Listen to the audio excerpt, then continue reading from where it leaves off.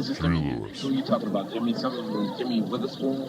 Nobody knew who he was. Lewis. Jimmy. Who's this Jimmy? Lewis. Jimmy. Who's this Jimmy? Jimmy. Who's this Jimmy? Lewis. Who's this Jimmy?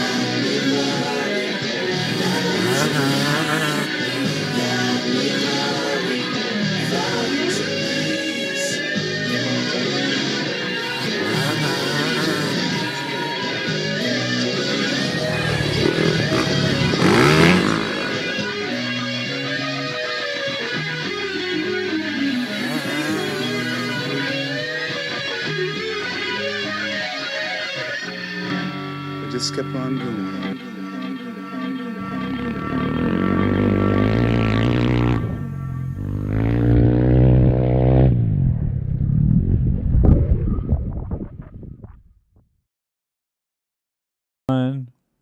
We are live.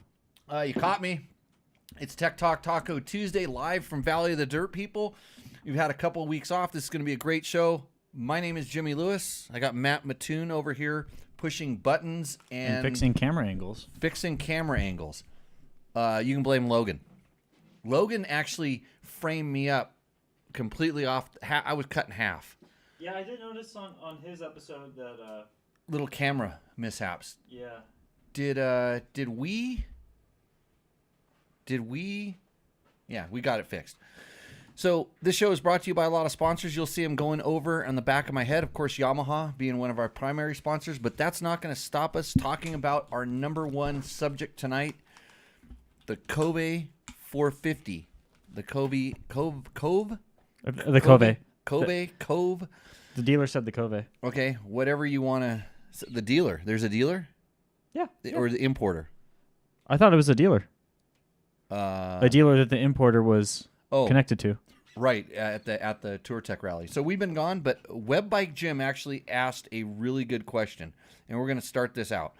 So Web Bike World Jim on Instagram says, "Hey man, my question is first and foremost, is this good enough on road to be considered an adventure bike, or is it just another dual sport?" Matt, answer that in one word. For the Cove? Yes. I would say yes. Yeah, how many miles we did 1,500 miles on it. Actually, it was kind of uncanny. It's probably, in all honesty, and now I know why. I know why it's such a good on-road adventure bike. Mm-hmm. I didn't do hardly any road at all on it. I rode a Tenere. Yeah. So I was going to say the same thing. Yes, and I think it's the weight. Yeah, that thing was really stable on the road. As someone who has pretty much only ridden dirt bikes, and I've ridden 250 dual sports on highways, this thing was really stable. KLR 650. Yeah. You've ridden a lot of my different bikes around. Yeah, but not on the highway like that. Like long distance. Long distance. Yeah, and I was impressed by it. Yeah, it was pretty stable. Your ass was hurting. My ass was hurting at the end of the 16-hour day. Yeah, 16-hour day. He had a little. Which I need more of those. That was actually kind of fun. Right. So anyhow, Jim, hopefully that answers your question. The answer is yes. You're never. So I think it's going to be as good on road as like a CRF 300 rally, like as far as comfort, and that's a very comfortable bike. I think it was. I'm thinking about KLR 650 right now, and the KLR has a mushier seat. And you could probably, and the seat in the Cove was pretty good too. Yeah. Like literally, it was only at the end of the day, at the end of the days where I was starting to feel it, and then the end of the 16-hour day was when it was just actually like, okay, I'm actually uncomfortable. Yeah. So Kyle McCoy on Instagram says, question on the Cove is fairly simple. It finished the Dakar, so it's clearly good enough. It's 1/3 of the price of the RFR, which is the KTM rally bike. That's actually nearly impossible for a regular person to get. But anyways, so the question will be, how many will be available, and is it possible to buy any parts? So I was told that there's about, I wrote notes down, that there was about 150 to 200 produced. Like, that's how many of these things there are currently, or were produced in this initial production run. They're making another production run, and they have a couple different variants. They have a low one, a tall one, and then they have a rally spec one. And you can go on the website and just search Cove USA and Cove, and there's the information on it. It's not super in depth, and we'll get into this a little bit later. We'll definitely get into it in our full review video, but I heard, and Kyle was over there, so he may have seen this, that those guys were riding very carefully and very slow in Dakar, and the only objective for them was to finish, which they did. They finished all three bikes. Mm-hmm. They've been doing some other rallies. They did some rallies over in China. They came over here and did the Sonora rally. They've been out, and the owner is serious about this stuff. They would like to do good. They've announced that they want to, get up in the top 20 next year, the top 10 the year after, and then start competing for podiums. They've literally announced this. So I'm pretty sure that parts availability. It seems like the importer, he's been doing Chinese mini bikes and stuff for a while. He's familiar with this business and the relationship. He is able to get parts for those things. He's confident he's going to be able to get parts for these. It seems like they even go to the level where they kind of source some better parts sometimes, because there's a lot of stuff that we'll call it knockoff, and we'll kind of get into that a little bit. Definitely in the test we'll talk about it, because when I first saw it, I looked at it and said, okay, they copied a KTM. Then I looked at it closer and it was like, no, they didn't really copy a KTM, because the motor is their own. And they upgraded the motor from what it was. It's a very common bottom end that I'd seen before, but they upgraded it. Now it has a dual overhead cam on it. So it has like a high performance head on top of it. And then you start looking at it, it's like, wait, this is more Honda than it is KTM, at least underneath the shell. And the motor is more, I almost want to say Yamaha. So it's a, and then you start looking at how they fasten things, and it's not typical Chinese stuff. It's kind of like it's the next level, and we'll get into that. We did an oil change. We weighed it. We did stuff. And Johnny Beltford says, why would anyone buy a Chinese bike? Well, I mean, for the price. Affordable, number one. Yeah. The price is, so it's $9,000, it's $10,000, and you're not even going to touch anything close to it, you know, in the price range, like if that's the direction you want to go. And I'm not talking about the racing direction. The racing one's $12,000, and it comes with, you know, a real rally fairing and you know, tower and different stuff like this. But the one we tested was the adventure bike version. It was the one that they're hoping to get homologated and street legal. And so it had a catalytic converter in it. It was tuned to run and meet emissions standards. It sure as hell is not going to meet sound. I know this because the intake noise is too loud, but the muffler is actually fairly quiet, actually really quiet. But you know, if you would have asked somebody in 1971, why would anybody buy a Japanese bike? It's the exact same question as what you just asked there. I mean, they're coming around, and you know, as much as, you know, I'm probably a little concerned about what China is doing overall, you know, the instrument cluster, it could be one of their, you know, attack plans. It's like they've got all the kids, so they're going to, I figured this out today when I was thinking, and if you don't believe me, just wait 5 years. They'll activate the kids through TikTok. They'll turn the kids into a mutant army to try to overthrow this country. And then things like the Cove, the instrument cluster is all AI, and it'll come and attack you.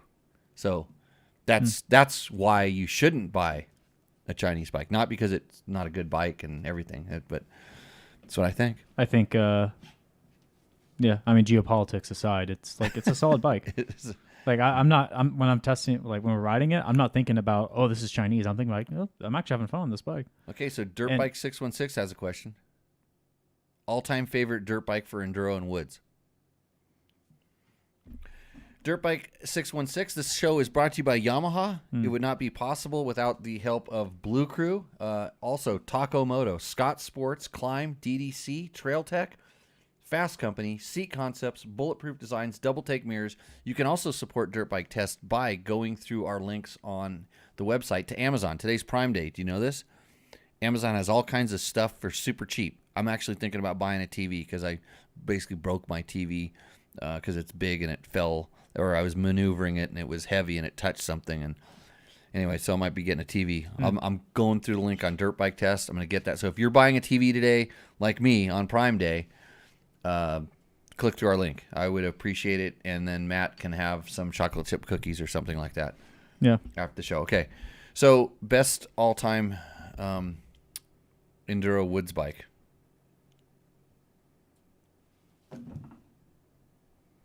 This is gonna be a 300 TPI. Oh, 300 TPI. Okay. Well, no. You're asking me what it is? It's your personal opinion. Oh wait, so you're asking me? Yeah. Well, no. Some other guy, and I forget what his name was. So I thought the question was addressed to you, but if we're both chiming in, it probably was. if we're both chiming in,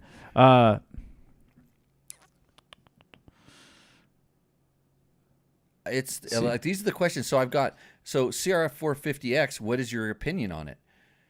Well, Randall, if you go to dirtbiketest.com and you look at the test there is a test, and that's our opinion of it. It's amazing how that works. Yeah. We actually spend a little bit of time, but I'll tell you that I like the bike, the RX. I think it's gotten a lot better since they've refined it. It's definitely better, but it's kind of pointed in a certain direction. We have a big comparison with all the off-road bikes there, and you will get my opinion on that. One day it was my favorite bike, and then the next day it wasn't. Just based on I was able to do changes and settings on other bikes. I don't know. If I were to pick one bike out of anything, I'd just say KTM 500 EXE. And I've said this many times before. That's a bike I can pretty much do anything on. It has a license plate. I can trail ride it on gnarly stuff. I could, if I wanted to, I could ride it around a track. Never would, but I could if I had to. So those are the answers. I bet those guys are already gone because Instagram attention span is Sure. Somebody wanted to come on my show. Oh. Actually, a lot of people wanted to come on the show. There's a way to do this, friends. If you get clipped off on the Instagrams here really soon, we have a link on the live YouTube show and on the Facebook show, and it's a Zoom call, and we Zoom you in. It's the Seat Concepts Hot Seat Hotline, where we bring you into the show and we can answer your questions live and in person, and then you can answer those. Then you can be live, but not here. So there is one thing, a point I want to touch on. Right. Back on the Kove. So Paul Bernston is saying, I think an EXE or a WR with a big tank and a rally tower is a much better option. The Kove sounds like a cheap pit bike to me. This is the hurdle that they're going to have to overcome. And I tell you what, I would love to sit here and tell you that it's a cheap pit bike, and it's all those influencers that got on it early that were just tripping over their ding dongs to tell you how bitchin' it was.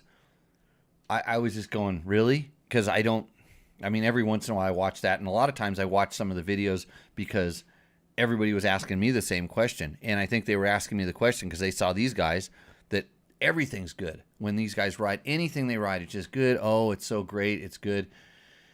And so I didn't, I took it. I'm like, I didn't believe it. I said, I'll let you know when I rode it. Now I've ridden it, and they're right. It's really the bike is very surprising, and I have a list here, and I know everybody wants me to talk crap on it or say it's bad, and I'm not going to be able to do that because I'll tell you the things I don't like about the Kove straight up. And Matt, you can just tell me yes or no. Mm-hmm. The ABS is junk for off road. Absolutely the worst that I've experienced. Yep, me too. Like not even a question. So after it. It arms itself when you turn the bike on and off. I need to go actually see if it arms itself when you just shut the kill switch off. It's not supposed to, but like I said, it does some glitchy thing. It seemed to just come on. This is the Chinese thing. You're never 100% sure of exactly what you're getting, and sometimes even the importer doesn't know exactly what's going on, and it could change mid-stroke. It could change mid-production run. It could, the next 100 bikes to Cove. But these are the hurdles that they're going to have to overcome, just like these questions that we're getting. So ABS, so we just disabled it. We took the sensor out of the front wheel, zip-tied it to the cable, and it faulted, and it didn't work, and it was great. The brakes, frankly, are amazing. Yeah, they're really good. They're really good. It's got a big front rotor on it. I mean, when you roll the bike backwards, they make funky noises. But it kind of sounds like an animal dying. Yeah, when you're going forward, nothing's happening. But yeah, it's really good. The brakes are good. So, anyways, ABS, just take it off. So just to kind of really sink it in, where would you put it in comparison to like the normal the typical manufacturers that we use? It's like a first generation BMW ABS from the late 1980s. It's like it goes dunk, dunk, dunk, dunk, dunk, Oh no, the ABS. I'm talking like the brakes with the ABS disabled. Oh, it's as good as anything else out there. And you know what? Some of those long downhill roads that we did, they were like 7 and 8 miles of pretty good downhill. Mm-hmm. They never overheated or faded, did they? Not once. Yeah. Okay. There was no complaints. And I was worried when I was going down there, even on my bike. I know I was on the brakes quite a bit, and I'm like going, I was on Tenere, and I'm just going. I wonder if it's going to overheat. I wonder if I'm just going to get soft pedal. And I never got soft pedal, but that's why I was going to ask you that too. Yeah. Okay. No, not once. So the next thing, low end throttle response, and so. So this is mostly when you're just sitting there trying to free rev it when you're just parked. You're just kind of like warming it up and you're kind of chopping the throttle and stuff. It gets a little bit confused. And so today I actually pulled the pipe off. It has a catalytic converter in it. It has a big catalytic converter in it. This is generally the most bikes that have cats like that do this. It's a kind of a restriction in the exhaust, and when you all of a sudden throw a bunch of fuel in there, it does some things. But it's very rare that you're riding at that RPM unless you're doing really technical riding, and that's not what this bike is for. This bike is for dual sporting and adventure riding, not extreme enduro in first gear, which we did some of on accident. Mm-hmm. And that was pretty much when the fan was really going. Yeah. The fan was. We had the fan going. The bike never overheated. It did its job. In fact, we got to a point where we were on a road. We didn't know if the road went through. So I said, Matt, give me your bike, because he wasn't carrying 118 pounds of stuff on a twin cylinder bike. Mm-hmm. So he very quickly pulled his Moscow Moto soft bags, pulled the heavy stuff out of it real quick. I hopped on the bike, rode about 1.5 miles down through what literally where it used to be a road. It was now a river bed, and by bed I mean just over giant boulders, and hopping up on a cow trail off to the side and down, and came to the waterfall that wouldn't let us go through.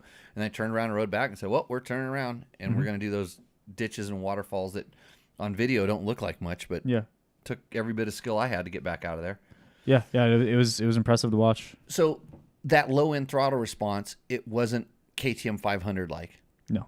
And it was more like a KTM 500 that somebody bought like a Bob Bitchin ECU for it that doesn't carburate, and it flutters and stalls. It was like when you pull the reeds out. It was more like that than it was like a stock, clean running, KTM.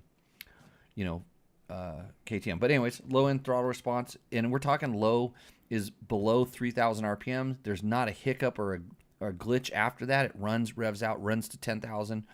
Really good power. We'll get to that in a minute, because it's definitely not a complaint. The third thing that I wrote down, and this is not for me, I like this. Gappy wide ratio transmission. So it has a very wide ratio 6-speed transmission. And you could easily fix it by just changing, adding 2 teeth to the 3 teeth. I'd say 3 teeth would probably be better to the rear sprocket. But I have no problem with the tallness of first gear for what we did. Mm-hmm. And I love that 6th gear was a lugger. You could click it up into 6th gear and go 70 miles an hour, and it wasn't buzzy and it wasn't revving too much. It does achieve top speed in 6th gear, because I had it going 103 miles an hour today, and I downshifted into 5th, and it went into the rev limiter. Just to make sure, I was checking the gear ratios and stuff. So on a downhill, that 6th gear is great. If I'm on a slight uphill grade, I'm only in 5th gear, and I'm happy with it.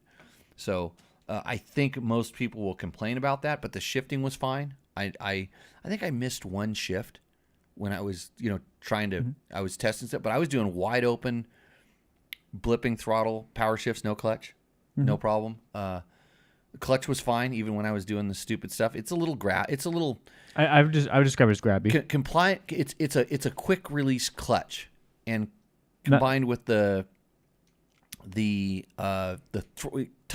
throttle response and the clutch, then the clutch isn't bad on its own, but when combined with the throttle response, and if the throttle response were better, the clutch wouldn't be bad. Vice versa. It's not bad. It's just a little quick release than what I think. It's like an old Magura on a KTM. Very, very fast to release, but light pull, nice.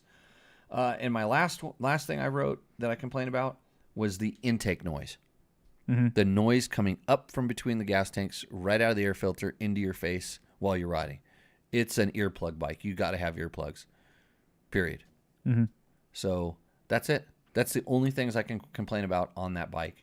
Other than, I looked around. There's a couple little Mickey Mouse hardware things, like that. But it's way better than I've ever seen before. And yeah. So those of that whole bike, that's all that I complain about. Everything else about the bike is what I expected or exceptionally better. And we haven't talked about power, which means it was better than I expected. We haven't talked about suspension, means better than I expected. Yeah. Handling, better than I expected. Yeah. And I didn't have super low expectations. I had I would say medium expectations. But that's where I'm at. Any other? For me, the dash definitely seemed a little glitchy and not necessarily intuitive. There'd be times where I thought I had something set and it wasn't set. And you played around with it a little bit more and you're able to get it to work. And just kind of like the dashing electronics are kind of like would only be the only complaint I would add on top of that. And the fuel gauge was wildly inaccurate. Yes. So the whole dash thing, I don't care. I don't like. I'm not trying to play a computer game while I'm on my motorcycle. Yeah, but I just thought it'd be worth mentioning that if you're someone who is so one of the reasons I like the Tenere better than the KTM adventure bikes is it's got a simple dashboard on it. It tells me the temperature outside, what my fuel tanks are, and a couple other little things. I don't need to know all this other stuff, and I don't like having to scroll through menus and do all this. I mean, I can geek out better than anybody with like my app on my phone to send maps to thing. But when I'm riding, I'm riding, and so once I'm on the bike, I don't if I just have a couple modes, I can set it someplace else and then just switch a switch. I'm happy. But yeah, I do. I do agree that it's Chinglish. Yeah, there's a lot of that. It's all designed in Chinese. Yeah. And then there's a button. It's funny because one of the other videos I saw when they turned it on, it was in Chinese, and they're like, "How do we get out of this menu?" Because you wouldn't even know which one of those symbols means. And the switch to English. And this was something the importer was pretty upfront about. I think they're good. Yeah, they're gonna improve it. And yeah, the fuel gauge deal. Like, what did it do? Told you your engine oil was low, right? Yeah, I mean that was to be that was the Chinglos there. It said engine oil low, please fuel. Yeah. Or something like that. But it's just how inaccurate that fuel gauge was. I mean, there was a time where the fuel light came on, I turned the bike off, I turned the bike on, and it was back to half a tank. Yeah. So well, here's the good thing. It holds. Well, it says it holds 8 gallons of gas. We ran it dry, and I put 6.8 gallons. We literally, when it stopped running, I put 6.8 gallons back into it. So if it's 8 gallons, there is, a gallon and a half, essentially, roughly, that's not being used someplace in there. I don't think that's the case because I looked at where the pickups are. I think it's just, with tanks like that, the front tanks don't hold that much fuel. No. It was mostly the rear held a lot more. Yeah. It gets between 40 and 45 miles a gallon. Mostly 45, maybe a little bit more. So that's the thing. It weighs 300 and we just did it. 375-ish? Well, the Husaberg was 275. So this is 3.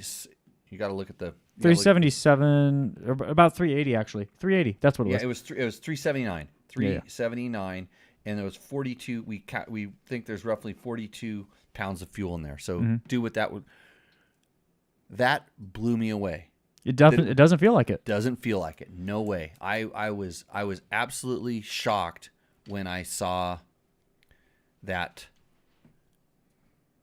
number. I was like, no way. That's what I told you. I said, put it up again because there's no way. Yeah. Because when I told you, you said, no, that's wrong. Yeah.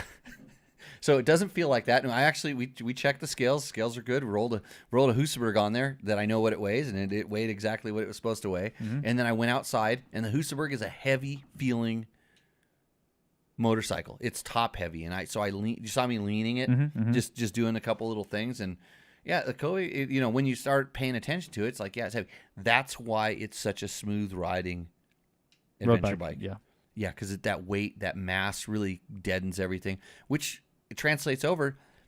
It's built with heavy shit. Well, nice heavy Chinese metal. Yeah. It's not. I guarantee you take that swing arm off and you hold a KTM swing arm, which it looks like a copy of. One's going to weigh significantly more. If those wheels look like KTM-ish kind of cush driver wheel, I guarantee you. I remember when we picked it up when we were changing the tire, it was heavy. So it's probably built pretty strong. Steel frame. The motor, it's probably like a Beta. Like you pick up a Beta motor and you pick up a KTM motor, and there's a big weight difference in those. Just bigger parts, bigger bearings. So yeah, what else can we tell you about? So somebody wanted to know, Web Bike Jim wanted to know about the suspension. Matt seemed to like the bike running really low in the rear, squatted out in the rear. Yeah. So I went to, I rode it, and that's the first thing I noticed when I went out, and I took the bags off and went, and I figured the bags were causing that, but it was actually just shock how it spring. was. Yeah. Just the shock spring was already it's too low, which I went to fix. And here's another Chinese thing. It has aluminum rings that look like somebody had whacked on already, that maybe had deformed them, and they're not stuck on the, they're kind of sticking on the body, but they're not hard anodized. So they're sticking on the shock body. So it was really hard to get the extra spring preload that I wanted into it. I got some of it into it, but not as much as I would have wanted to get it set balanced. But anyways, Matt was riding a little low rider style in the back, so it made the front end feel harsh, and the rear end tend to ride a little bit low in the stroke, and then it would I don't want to say it bottomed easy, because it didn't. I was expecting it to just blow through the stroke and bottom out, and it didn't. It actually had, it held up pretty well. It had good damping character, but you could tell the bike will feel lighter after adding the spring preload to it, and I think it'll get a lot more compliant. The rear was really compliant already, but I'm thinking if by doing that, and then I'll be able to stiffen it up a little bit more in the rear. And like what was the one thing I said when I told you the one thing a racer would say about this bike? There's no safety. No safety. So if I were racing this thing, which I took it out and rode it kind of hard, it doesn't have that safety built into it that a quote race bike would have. But nobody that's going to buy this as an adventure bike is going to be concerned with this. So yeah, yeah, Chris. I did. Believe it or not, I did.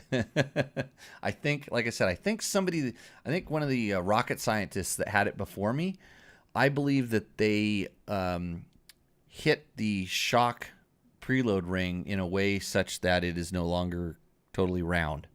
This is my take on it, because when I went to loosen it, it wouldn't loosen it, and it looked like that the shock preload thing, the rings had been pretty galled. The teeth of the rings it had been hit with something pretty hard, and probably not in the proper direction. So yeah. Anyhow, hey Instagram, I tell you what, I know a lot of people are requesting to kind of jump in here and go live.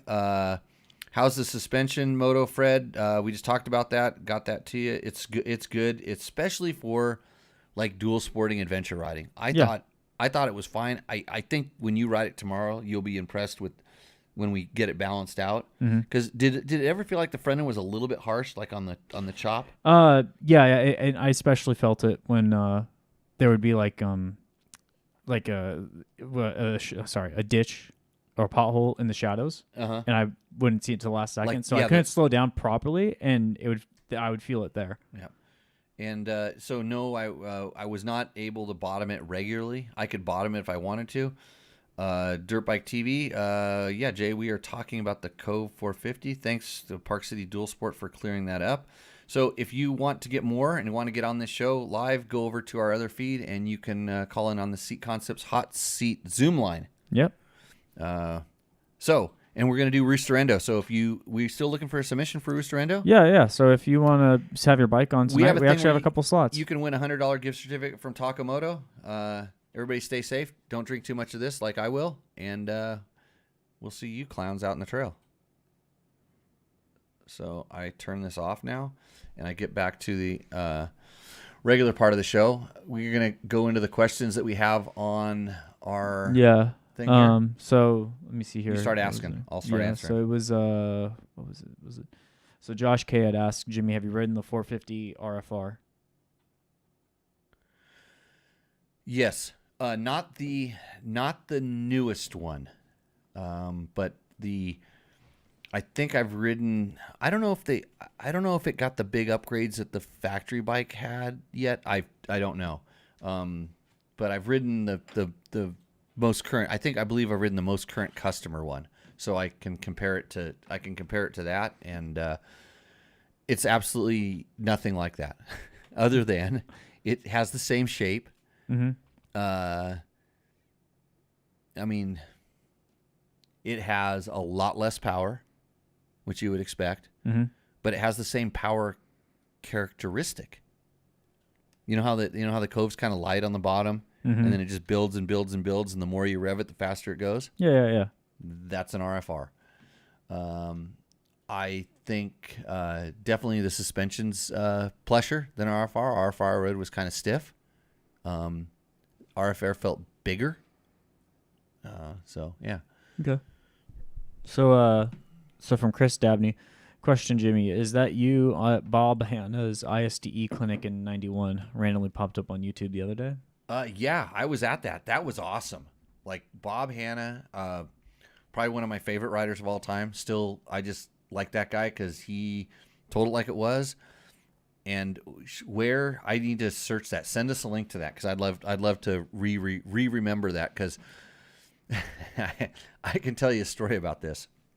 So Bob's thing was he was better on the brakes than everybody else, and I took that, and that was like, I'm gonna be that guy, and I'm still that guy. And Bob that day told us he would outbrake every one of us, and if he didn't outbrake us, he'd use whoever was on the outside of him in the turn for the brakes that he didn't have. Does that sound familiar? Yeah. Does that sound familiar? That. Yeah. That's where I learned this. So. Okay, so from Shelby Kyle, Jimmy, do you have any good Shane Watts stories? Curious if you ever raced him or rode with him. Took a riding class of his years back. What a character. You guys are similar. I think I've been in jail less than Shane. Watsy. No, I don't really have a whole lot of good. He was mostly back east. I think he was a little bit younger than me, and but I always liked the guy just because he just didn't give an F and just let his riding speak for itself. Well, he said a little bit too. Awesome guy, could ride anything.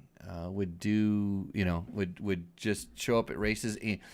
He understood how important. I think he was one of the guys that understood having a strong mental game. Being, strong that way was how important that was, and he used to get in all of the competitors' heads, and I always kind of admired that. So yeah, what's the next one? Okay, so Sander Sandwiches. Also, thanks for the heads up. We looked into a riding club near us, and we were going to give it a shot. Only sad part is it's $200 a year, but we are happy to give money to someone who cares about riding. Is that answer getting back to me on a question from last week or something? Could be getting back at a question from before. Right. Okay, so let's see here. Johnny Beltfed, AT81 or MX53 rear for AZ/Nevada conditions. Kenda Parker DTs. Oh, wait, that wasn't one of the ones he wanted to know. Mm. So, out of those two, I don't even... Do you want bad traction and durability or short life and some traction? That's what I hear on that. In that question, I have Kenda supports me through my riding schools, so I run the Parker DTs front and rear in the hard direction, especially the front, and I'm incredibly happy with them. I would choose them over those two every day of the week, and then there's probably about 15 other tires that I would choose above the two that you mentioned there as well. So send us an email or send me an email or something. But yeah, I would just actually, you know what? Get the Kendas. Tell them Jimmy sent you. And if you don't like them, you tell me what you didn't like about them, and I will tell you which tire to get. And it won't be a Kenda, because it's the kind of thing I think for some people, especially if you're picky about it, it's sort of a love-hate. And if you are asking between those two tires and you don't know, those are significantly different characteristics on those tires. And I think that I just lobbed something out there that's has the durability of one and the traction of the other all in one tire. So okay, Kenda does not support this show. It'd be nice to have a tire sponsor, wouldn't it? Yeah, I should talk to him. Sander Sandwiches, can you change when the fan kicks in on a 500 EXCF, aka make it kick on at 10 degrees or so cooler? The show is brought to you by TrailTech. TrailTech, the maker of the fan that you can adjust the start and stop temperature of. So yes, if you get a TrailTech fan, then you can do this. On the stock bike, I think if you have a different ECU on it and you know somebody that knows how to program it properly, yes, you can change it. I know that it's possible, but not really with a stock ECU. So the answer is get a TrailTech fan. Okay. Todd Kelly, I think this is when we were talking about the Kove. I'll go with the Recluse on mine. What would you agree? It doesn't need it, and for rally racing, I don't know if I would want a Recluse. I mean, if I were gonna go, you know what? No, anytime you have bad throttle response, Recluse is not good and it's not bad throttle response. It's just not as good as what we're kind of accustomed to. But at that low RPM where that clutch is so critical, if that thing kind of has to spin up and down really quick, it's going to be engaging and disengaging in a kind of a time where you don't necessarily want it to. And yeah, I don't think that's the solution, because you kind of have to cover the clutch when you're doing it, because you just never know if it's going to go instantly or it's going to wait a quarter of a second before it kind of takes off. Mm-hmm. So from Mark, is that Schneider? Yep, that's Mark Schneider. Yeah. How did my rear tire hold up? Crazy Mark from Fraser Park. Yeah. Did you get to see Big Summit Prairie? We did both. Rear tire held up. Held up really well, actually. Just Mark, for your information, Big Summit Prairie is 16 miles across, not 60. Yeah, 60. 60 would be a little exaggerating, but it was 16 miles across. It was pretty cool up there.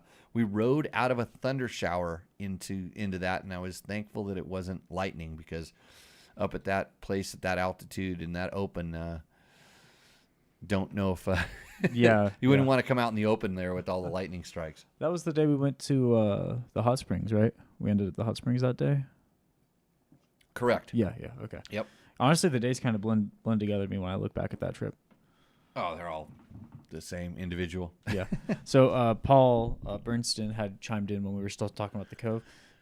I love the rally bike concept of the Kove, but I really wish this gets Yamaha, Honda, and KTM going with their versions. So I am blown away that Honda hasn't done this.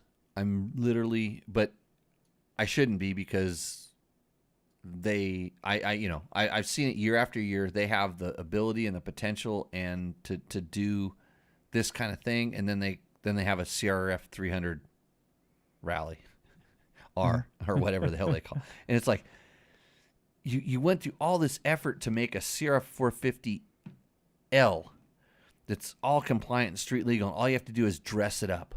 You just have to dress it up and put a stiffer shock and fork spring on, and there it is.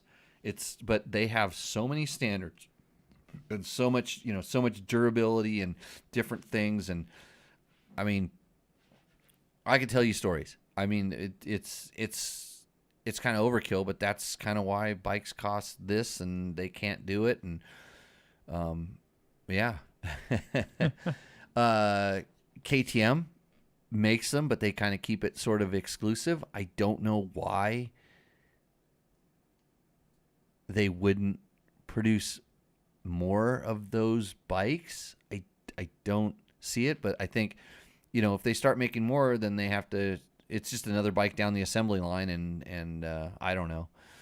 I'm not in the business department. I don't like spreadsheets. And then Yamaha would never do it as well, just because same thing. I mean, you look at the level of testing they do to bring anything that's like slightly different in variations and stuff. Yamaha France would probably build something like this and be able to sell it. That's kind of how the Tenere came around. Mm-hmm.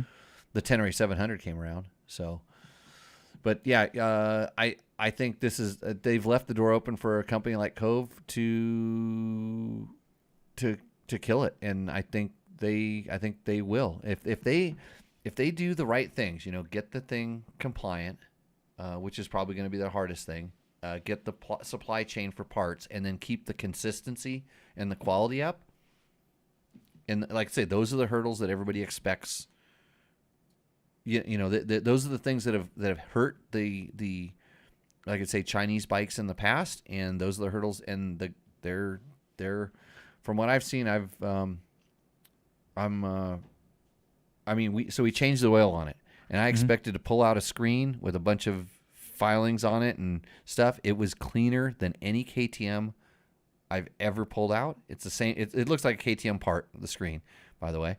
The magnet had a minimum amount of metal on it, like a third of what a KTM would have. And I cut the filter, the pop-in paper filter. I cut it and pulled it open, and there was the most minuscule amount of metal that I've ever seen when I've done that. And frankly, this shocked me.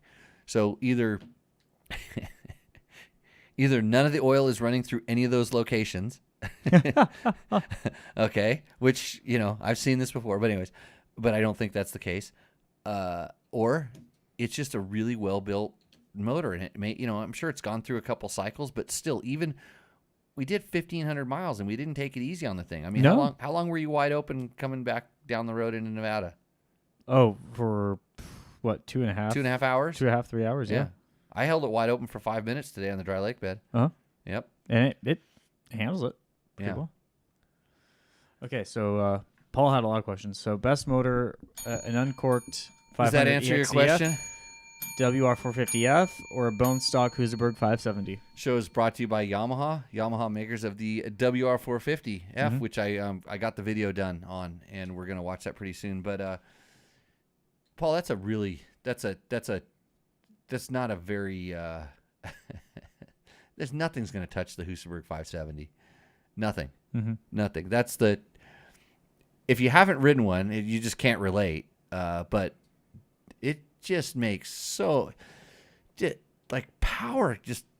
It's so wrist to rear wheel connected, but like you can it's just like a velvet sledgehammer. You can just roll it on and get nice smooth traction, or you can just roll it on and the front wheel comes up, or you can roll it on and just spins the tire. Whatever you want. They're awesome. So you can spend a lot of money on a KTM. You can even make it a 570 and a 500, and it's not going to be the same. And there's a lot of reasons why. So Ricky Brabeck. Who's that guy? Yeah, I don't. Is it River Life this weekend? For him, it's probably River Life. I have to. I don't know what I have to do this weekend. I probably got to go Kove riding. I have coding this weekend. Oh yeah, I don't know. Could be River Life. So John Belfort, thanks Jimmy. I've tried a Washougal front and Parker DT rear combo in the past.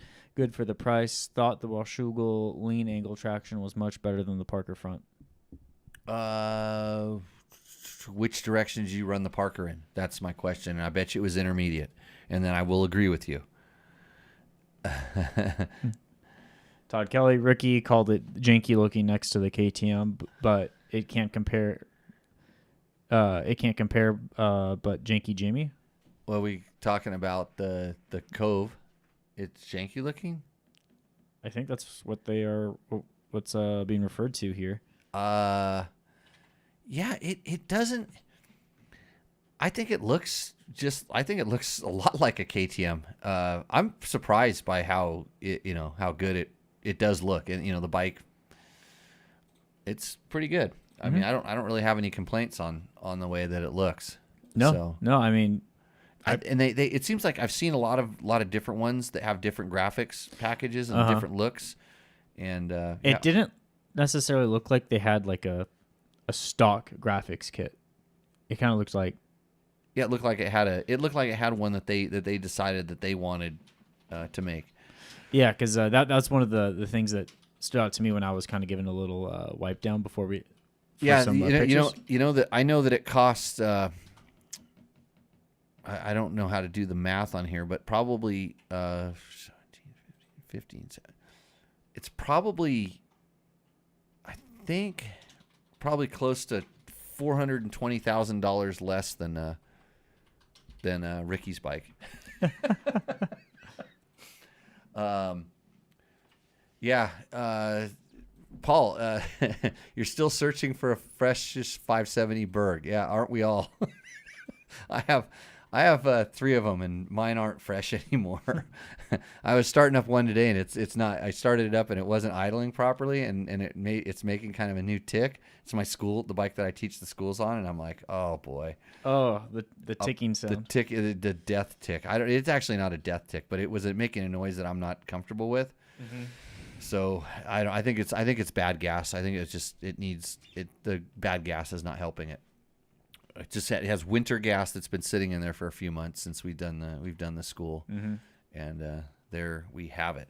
So I think we're gonna. So we also have some news on 24 KTM's, EXCs, EXCFs, and the TBI bikes that Trevor rode.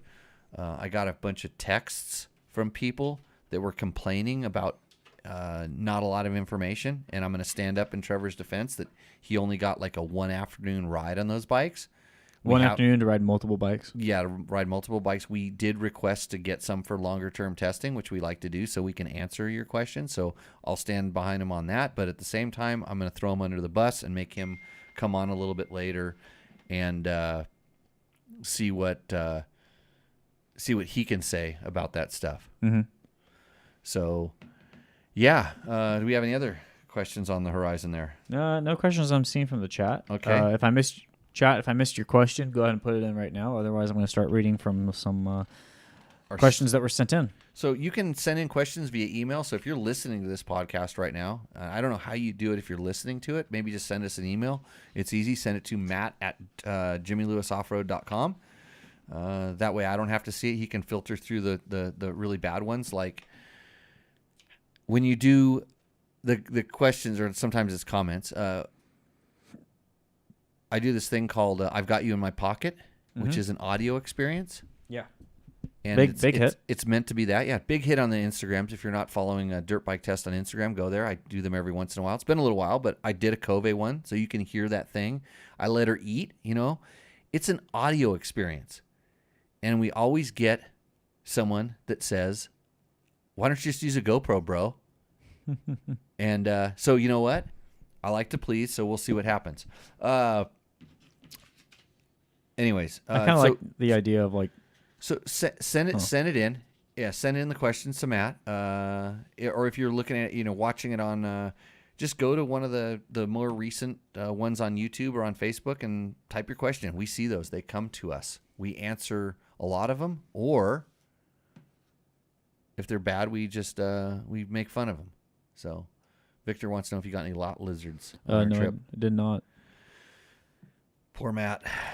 Could have had a lot lizard festival on the drive up, and then a hot spring. You could have sprung it at the hot springs, if you know what I mean. Hey, did Jerry tell us a joke today? People want to know where Jerry was. Yeah. So it was how do you tell if your girlfriend's getting fat? Oh, you're gonna answer this. I'm gonna answer it. You're gonna answer this. Oh, really? So the question is again. How do you tell if your girlfriend's getting fat? Does anybody know the answer to this question? Because I wasn't going to bring it up. Other than the fact that I just did. Yeah, I was going to say. If she breaks a KTM kickstand.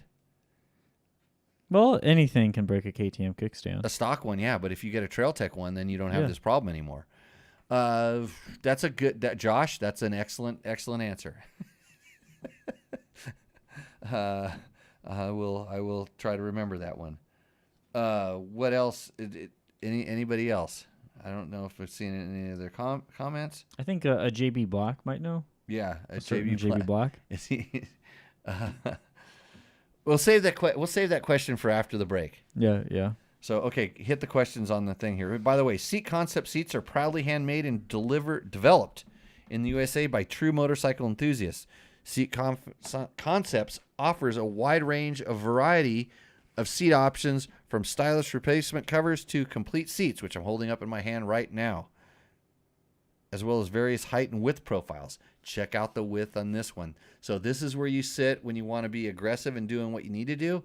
And this part, when you sit your ass back here, it's all comfy. Mm-hmm. And they work like gull wings. So when you're trying to accelerate really hard, like like Bob Hanna tells you in the school, like accelerate 110% out of the turn. Mm-hmm. That way you have something to hang on to if you're a little bit out of balance, like most riders are. But anyways, proprietary foam, unmatched support and dampening of the rider, hitting the motocross track or gearing up for a trek across the country. Seat Concepts has been saving asses since 2009. Go to seatconcepts.com. And we're going to have a bulletproof designs. Anybody like my shirt? Yeah. It looks like a good product. This shirt will be the Bulletproof Designs product of the week. This Tech Talk Taco Tuesday shirt, which we are going to be doing a very limited edition run, one time only. We're going to probably do it. I don't know if we're going to do it in the next show, but we will have a system and we'll announce it on all of our social media and all that stuff, so you can get one of these shirts. I have a lot of special prizes that I've collaborated on getting that I'm just going to throw into random boxes when I send these shirts out, or when I make you send these shirts out. I'm sorry, I said that wrong. Mm-hmm. But I'm not going to be around because I'm going to go riding a lot, and I want to make sure that I'm kind of here to be an overlord when you're boxing up these shirts. Mm-hmm. Mm-hmm. Yep. Sounds good. When I'll be writing lines of code between the boxing. Okay, so actually I want to get to Sander Sandwich's question real quick. What are your top 3 reasons / excuses to call out of work to go ride? There's a word I don't understand in that thing. It's the one that W O what? Do you have work? to go to I have to work. I have to go to work. Oh. Yeah, I don't have any riding is my job. Yeah. Yeah, so if I don't go to work, I'm not riding. So it's really, I don't have any excuses. Like, that'd be like asking me, like, how do I get out of work? Sander, I can't help you, bud. But I've never had a job where I've never had, well, no, I had a firewood business, but I had that so I could go riding. So I didn't really, I had to work in order to go riding. I worked I ran blueprints at an engineering company, but that was so that my mom didn't kick me out of the house. And if I didn't have a place to live, I didn't get to go riding. So I never had to make excuses. I turned riding into a job. And yeah, so you got any excuses? You need somebody. What's that? You need some excuses. Yeah, I could use some excuses. It's too hot to work. Yeah. Okay. Paul mentioned you got the washer's broke and it's raining. You know, when I one of my first at Dirt Rider magazine, when I got put into the editor, I was the editor, and I had to meet all the advertising and kind of executive staff and stuff. They brought me in there, and I don't know, they just kind of put me at the head of the table and said, okay, well, like, so what are you going to do with this magazine? And I literally think the first thing I told them, I go, well, if it's raining, I'm not going to be in the office. I don't think that went over too well, but they should have known. They really should have known. Okay, next question, Matt. Let's see here. So we're going to go back to the pre-submitted questions. So we got a question. This was sent to me from Lee Graham. So I got 3 questions for you. Can you use an EXE 500 stator in a 2023 gas EX250? Would like to build a lightweight rally bike with lights, 2 ICOs, and a roadbook holder. A 250? Yeah, that was my response. I was like, you want a 250 for a rally bike? Yeah, no. No, the KTM 500 engine platform and the 250 engine platform are completely different things. So I doubt it. I don't think so. Look into my understanding is that the KTM, the smaller displacement KTMs, the newer ones are kind of at their max as far as the output of the ignition already. So there's not a whole lot of room in there to do extra windings and stuff. But I'm not an expert on that exact specific thing, but companies like Ricky Stater or Baja Designs usually have really good answers to stuff like that. So they might be able to do that. But ICOs don't take any power. What else do you want to put on it? Headlight and a rally tower. Rally tower doesn't take any power. Or sorry, roadbook holder. Yeah, it doesn't take any power to speak of. I mean, you could just wire it all off the battery, and your battery will probably still keep afloat. And then I don't know too many people that are riding rallies at night. I mean, we do it, but yeah. So the headlight, you can turn it off and then turn it on if you get in a situation. So. Okay, so the second question from Lee Graham. Would you suggest a different 250? And then lastly, are you going to be doing any rally training this winter? Thanks from Canada. So 250 for rally. I don't think I would. I just wouldn't use a 250 for rally. I mean, because you're generally going down roads and faster stuff, and it'd almost be as dumb as saying I'm going to ride a Kove back from Washington to Nevada. Yeah, a demo Kove too. That we've never ridden before. Yeah. You know what's funny is the first thing that everybody said when you rode that thing over for the peanut gallery that I was sitting with. Mm-hmm. We kind of heard it. Yeah. And everybody's like, that thing's not going to make it. You know, we all knew. We all kind of, we were doing the Chinese thing. We were just as bad as everybody else. Mm-hmm. Didn't have to put a wrench to it. So no. It I had to adjust the chain once, and that was it. It does, because the skid plate, the big carbon skid plate that's underneath it, it does resonate and make some sounds. But there's nothing bad going on with those sounds because it would have shown some metal on some of the filters at least someplace or another. Mm-hmm. So next question, you had 3. That was 2. Let's see. Lastly, are you going to do any rally training this winter? Oh, rally training this winter. We're doing rally training now. Like literally now. And you can do the online training, right? Yeah, we'll definitely have another round of the online thing. So the best thing to do is to email me. It's easy to figure out what my email is. Email me, and I will send you out our kind of explanation of our program and how it works. We have everything you need to know. It's all in one thing. We give you that, and then the opportunity to come down here and do some stuff with us. And then if it's something you want to pursue more, then we have options. So it's not cheap. I'm not like all the other guys. I don't give it away because it's worth something. Yep. Sander Sandwiches, what's your weirdest experience while out riding? Oh, boy. What's my weirdest experience while out riding? Well, the thing when I got abducted by aliens, that happens. I don't know. I don't really. I mean, I've broke things, and the way we put them back together, we jimmy rigged some stuff that was amazing. What we came up with, I don't know if any.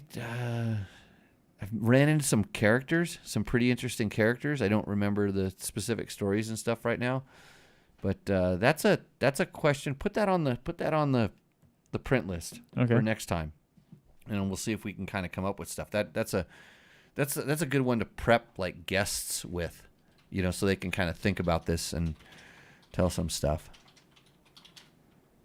Okay, let's see.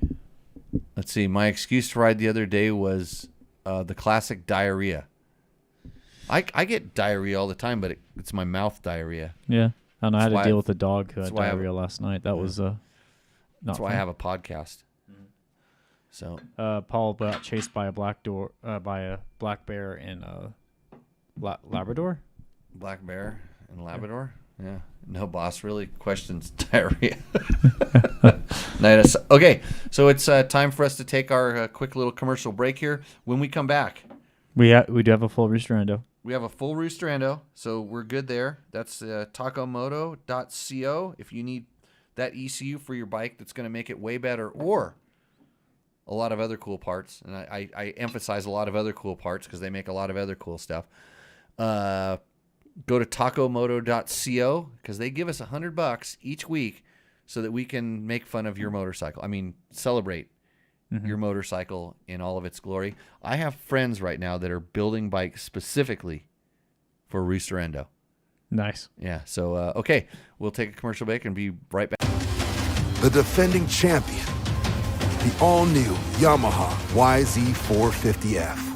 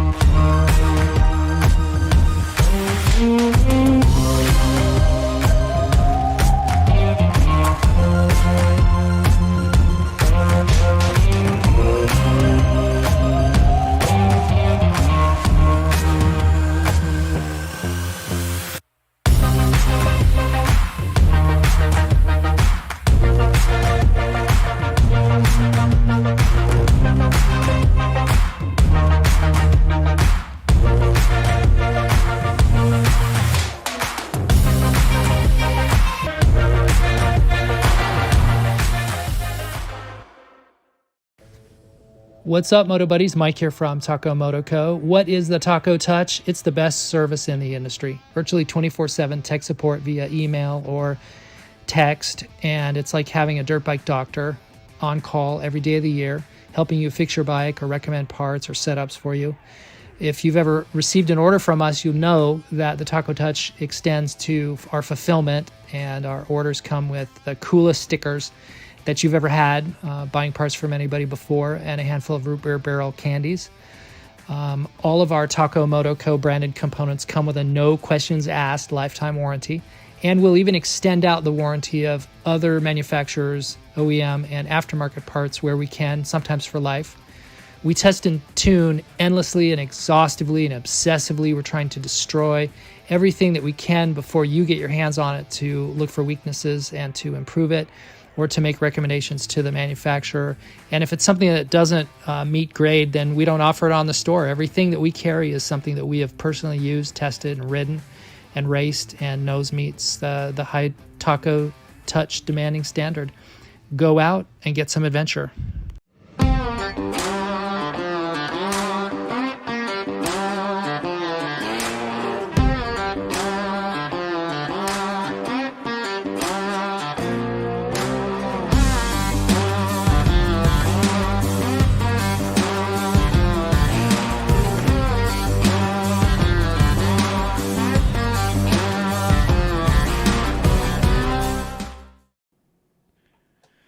So don't forget that if you have bad wrists like Jimmy does, Fasst Company flex handlebars, the best.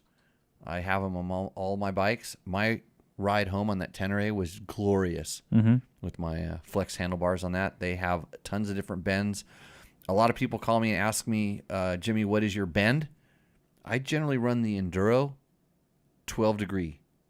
So Enduro is kind of more, it gives me a little more room on the actual bars to mount some stuff, and then 12 degree bend in the standard height. So that's my go-to. Go to fastcompany.com. Proudly built in the United States too, which you love. So we got a Sander Sandwiches says. Oh, did you figure out your dirt bike version of pizza versus French fry? So this was in one of our last shows, and it was about pizza versus French fry, and it's a skiing thing, I guess. I always knew kind of pizza slice. It's kind of a, that's the, doing a snowplow essentially. Yeah. And then French fries, which is straight, means go. And that's super beginner. Mm-hmm. That's the super beginner way to tell them how to speed up and slow down. And so you had an idea on this. Oh yeah. So when I teach beginner students, I have them. This was Jimmy's idea. Is walk along with the bike, and so I have them use the clutch and throttle to get the bike moving while they're walking alongside it, and then I will have them stop it by pulling the throttle off, clutch in, and get on the brakes, just to get really used to that. The brake. The front brake, because their feet are on the ground. Yeah, so I really get them used to that, associating, okay, here's what I got to do to go, and here's what I got to do to brake. Just to get that in their head relatively early before they're actually riding on the bike, and there's more consequences with not knowing those two things. Yeah, and understand, getting the dexterity of just moving. I mean, this is why we take them off the bike, because then they're not a passenger on the thing that's going to crash. Yeah. They just let go of it and it falls over, and they're just standing there looking at their motorcycle, and they don't do that very often. And when they do it, they don't repeat that. Yeah. So we have a very nice online beginner video course. If you know somebody that needs to learn or wants to learn how to ride, or somebody that's struggling with riding, even if they've been riding for a while, I promise you there's a couple little things in that video that are game-changing for riding ability. We have had people ride into us, say, hey, I bought this, and then when I realized how basic it was, I thought I wasn't going to enjoy it and learn anything from it. And then when I practiced it, I learned a lot. Right. These are the keys, the fundamentals. I guarantee if you're struggling, there's something super basic that's holding you back. And so like when I think about it, I'm even skiing. I'm at a different level, and I'm like really working on my turns, getting my turns right. And it's interesting because there's a lot of the same things once you're actually controlling a turn, whether it's on the skis or on the dirt bike. I always say there's the initiation part, and then there's the control part, and they're two separate things. And like learning how to, on the skis, it's so complicated. I think it's complicated, but then I can understand how when we're teaching this on a dirt bike, I see people struggle. And then I go, oh, it's just like me on skis. I'm decent on skis. I can ski down anything I want to, but I'm not one of those guys that's just fluid with everything. I'm still kind of hacky. And so I've been working. I have a friend that Johnny Rotten is his name, and he's been helping me, because he teaches ski instructors and he knows what he's doing. He's just been kind of helping me and kind of explaining some things, which is pretty cool. And just when I do it, I practice it a lot, and then I quit thinking about it, and I start doing it. It's such a bitchin' feeling because all of a sudden, it's all working. But like having somebody else teach me, now that I do a lot of teaching and learning from that. Like last night, I was watching someone give instructions on a technique of something. I mentioned this, and I was very interested in the teaching technique. Interested in the subject matter and the teaching technique. It was very, very interesting. If you only knew. Next question. Okay, so next question. Oh, is Trevor on the line yet? No, I do not see a one Trevor Hunter on the line. Yeah, Trevor Hunter needs to get on the Seat Concepts Hot Seat Hotline. Hey, if you're chicken and you want to call in, one of these days we're going to give out a really nice gift to our callers. We have some stuff lined up. Just so you know. So next question is going to be from a SP Connect review. Okay. Moto Minded 5275 commented, Jimmy, does your phone charge wirelessly? I've had hit or miss luck with mine on other systems. So with the SP Connect, it was frankly, I was amazed at how well it charged. It, like whether it was on the dock in the car or on the dock on the motorcycle. And it's funny because I had the dock in the garage because it was going between bike to bike on the ram mount. And instead of plugging it in, I would just drop it on top of the charging dock, as opposed to, I have the cord in there and I plugged in because my old phone was dying all the time. So I would just clip it onto the dock, and I had no problems with it until it got hot, just like I said in the video. When the phone gets hot, that style of charging does not work. And so you have to be cautious of this. And so temperature, like outside now, if I put it on the dock on the bike and left it outside, the phone would say temperature sensitive and wouldn't work, period. But it wouldn't charge either. So that's the only time I've had any sort of an issue. But So if you might want to check if it's heat related on the other ones. It doesn't matter which it is. The phone won't charge wirelessly when it gets to a certain temperature. It just doesn't work. So, but yeah, check out our SP Connect review video. It's on Dirt Bike Test. It's on YouTube. I think there's a discount code. I think it's still good for a little bit longer if you're interested in that system. Frankly, I'm using frankly a lot tonight. Mm-hmm. I'm pissed because I left my vent charger in my motorhome. Oh shit. Yeah, and so now I'm driving around in my truck and I don't have it. I don't have charge. I have to plug it in. And this is what I said in the video. I got addicted to this stuff because it's so good. So I need to buy a couple more.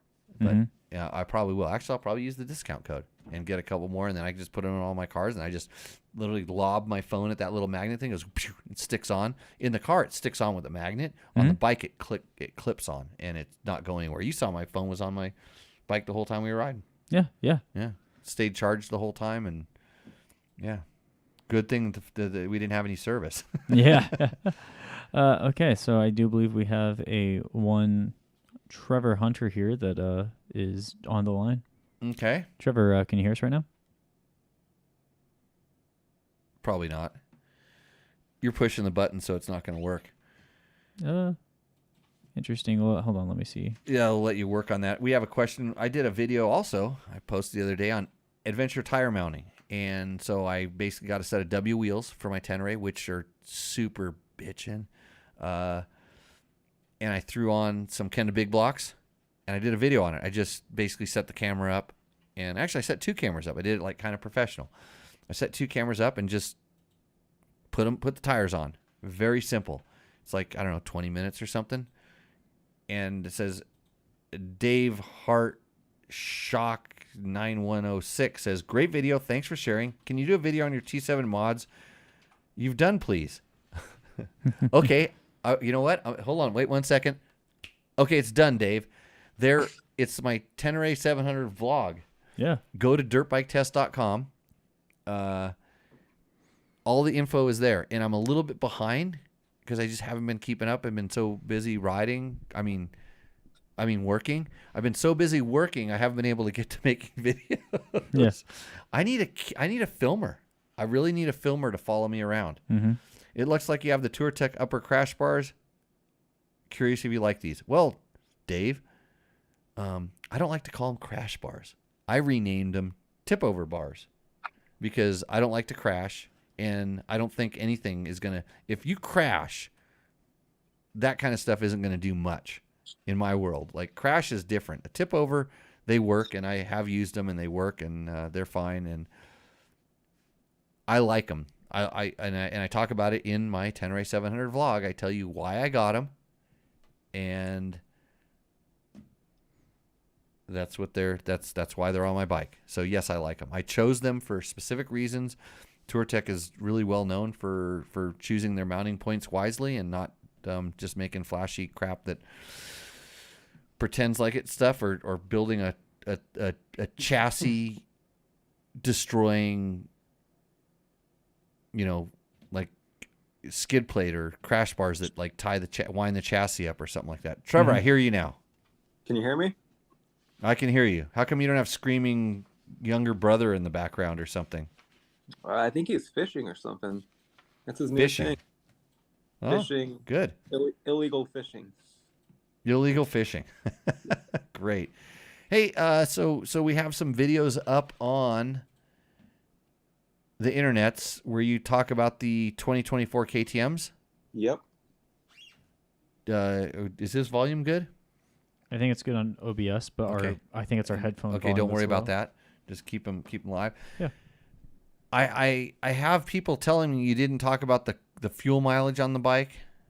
It sounded like you rode the bikes for a half a day, maybe. They weren't in-depth reviews. Are these accurate statements? Maybe. Maybe. Can we clean this up? Be a little more professional? We maximized our time with the bikes that were available, and right. So everything. What have you done? Like six videos on this half day? we We did one kind of general overview, and then we did one on one individual for each bike. Okay. So there's a 300 two-stroke, 450, and then there's a 150 two-stroke video coming out this week as well. Awesome. Yeah. Bikes are good. You know me, I'm not a huge KTM guy, but I would consider buying one of these bikes.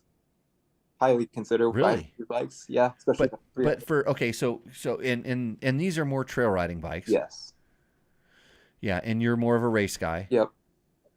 Do you think there's a better in all the bikes that you've ridden and all the different stuff? Is there a better trail riding bike? Depending on what kind of like desert trail riding, maybe the Yamaha is equal. Right. But if I'm doing like more traditional trail riding in the trees and the mountains and that kind of stuff, I think it's pretty hard to beat. Betas are good too. Yeah, I'm hoping, like I said, I'm hoping we can get one of those, one version of whether it's a orange one or a white one, to go out and run it back to back with like the WR450 and to try some things. Cause, I'm interested as well. Yeah. And, just overall I was pretty impressed with everything. And that's actually my first time really riding the PDS bike as well. And, I was pretty surprised at how much I liked it, or I think I liked it. And so it kind of has me intrigued with that as well. Yeah, I think, there's this big thing where everybody thinks like PDS is going to be something completely different, and it really isn't that much different. You have to be pretty particular to be able to feel the difference between a PDS and a linkage system. I think if you 9 out of 10 guys, you blindfold them, they wouldn't know there was a difference. Yep. If they just go ride around, you'd have to have some experience kind of going back and forth to kind of pick out the differences. But they did a lot of changes to that suspension. Of course, it's a closed cartridge front fork now. Yep. Harsh or not? I didn't feel really any harshness at all. Yeah. Yeah, I mean, it kind of definitely felt more like a race fork, I would say, than anything. But I still I didn't feel like super stiff or overly harsh or anything like that. Like everything felt really solid. That's kind of I texted you or called you or whatever after, and you said I needed to complain more, but it's hard to complain after just that day. Yeah, I wanted you to. So that's what we did. We talked about the Cove 450 here, and I didn't really even talk about the bike. I just said, "Here's my 4 things that are wrong with it or bad." And I said everything else is really good. And then I complained about the ABS, a little bit of throttle response, gappy transmission, which for me actually is not a bad thing. I actually like the transmission. Mm-hmm. But I think most people, like you bitch to high hell, Trevor. Like you actually, when you shift the gears, you actually notice that you shift from one gear to the next. It's not like this crap that you ride that you shift from one gear to the next gear and you can't even tell. That's not how motorcycles are supposed to be. Yeah. Oh no. When you shift, you want it to go a lot faster. Yeah. Not this, motocross close ratio transmission stuff. And then a little bit intake noise, and you like loud bikes. Hey, one thing I noticed when I went to the National, when I was up at Hangtown. So I walked along the back of the start line at the 450 race, and what 2 riders would you think would have the smallest outlets on their mufflers? So generally that means quieter, but and it also means more horsepower. But what 2 riders have the smallest outlets on their muffler? And they were on two completely different teams. And their teammates or other guys on the other bikes had much larger muffler outlets. Jet Lawrence be one of them? Correct. Yeah. Okay. Yep. Hangtown. He had the smallest muffler outlet of the entire field. And who would be next? Oh man. I would say okay, Rock. if somebody in the chat pops it up before Trevor does, we're firing Trevor. and you can come and be Dirt Bike Test's number one test rider. It wouldn't be AC, would it? Nope. Wouldn't be Barsha. Web? No, it wouldn't be. Barsha wasn't on the line, It right? wouldn't. No, Barsha was not on the line. Would it be Web? Nope. Damn. No. Was it a factory Matt, you're guy? disqualified. Was it a factory It guy? was a factory guy. Okay. Yeah, it was a factory guy. Well, there's not many factory guys. No, not a lot of guys left. It'd be Ferrandis? I wouldn't Correct. think- Really? Ferrandis. Yep. Interesting. I would never, honestly, I They had wouldn't have guessed him. Yeah. He actually, he has a pretty good, so like my second guess, this is in the 450 class beam. So sorry. Yeah. Good guess though. Man, it doesn't matter what you put on a Yamaha 250F Star Racing bike. All the noise comes out of the front. That's a lot. All the noise comes out of the front. It'd be interesting to see what Roxon would have on his setup, but Roxon wasn't there at that race. Yeah. But everybody's all, big beluga muffler and all the, but look at the guys that are kicking ass and going fast, and they essentially have quiet mufflers on the bikes. Yeah, but So- spark arresters and inserts and all that just slows you down, Jimmy. Come on. You should know that. So when I used to race my 125 in the desert and everybody was like cheating without spark arresters, I ran a spark arrestor in mine because I got more peak power. Yeah. I know this. Yeah, and I used to get. They want to tear my bikes down, and when Answer, you don't even know about this thing. So Answer made this thing called a VFC, variable flow chamber, and it was a muffler that had a little like spring-loaded muffin on the back of it, so it actually would change the diameter of the muffler outlet. And I used to run those on my KTMs, actually on my YZ125, my KTMs, because the bike I could get good decent low end on a 125, and then on top it would just, because it was on two strokes, the smaller the stinger, the more power you get, but it's too much heat. That's the trick, is like how can we make it so it doesn't get too hot. But anyhow with these guys with these mufflers, I'm pretty sure they're just able to get smoother power and more power where they need it. Mm-hmm. And it's not like right when you crack your wrist. Like it's not at 2,000 and 3,000 RPM. That's not where these guys want their power. They turn the throttle a little bit farther and get the other thing. So isn't horsepower basically tuning sound or tuning the vibrations? Horsepower is a fake number that's derived on a thing called a dyno. Actually, what you should be tuning is torque. But horsepower number sounds really good. I have this much horsepower, and I use at least 30% of it when I ride around the track, and some guy in a 125 goes by me. So what else can you tell us about those bikes, Trevor? The TBI motors, I really am a big fan of those as well. And although I wasn't, like I said in the video, I wasn't a huge TPI hater like a lot of people seem to be. I think you like the TPIs as well. I love it. But I definitely, the TBI kind of is more of my preference in terms of a two-stroke motor. And Did they get it a little? Did they get a little more aggressive? yes, but not too aggressive.